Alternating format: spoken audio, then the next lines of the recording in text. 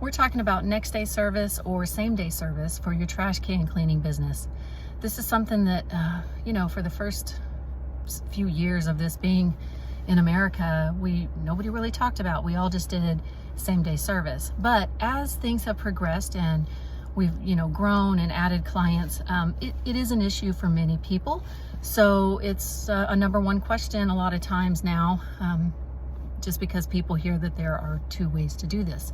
Now, I do talk about this in the ebook, Trash Can Cleaning in America, but I want to go over some points today to help you guys make a decision. So we started with same day service, and this does still work quite well for many people. Here are some things you can look at before you start your business, or if you're already operating, then know what is happening in your area. And here's what I mean by that.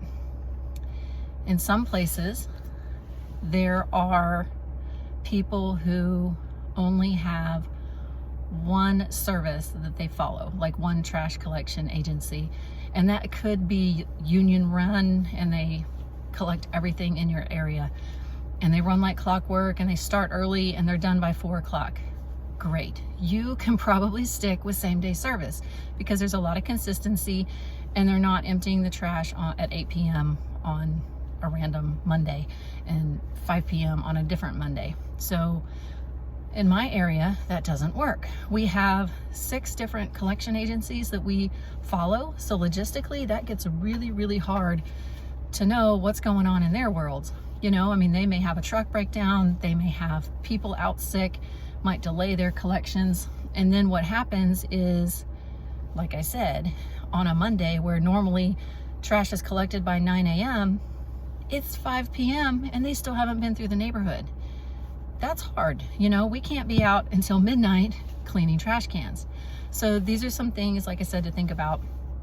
We did have to transition, and it wasn't fun, but all I did was communicate well.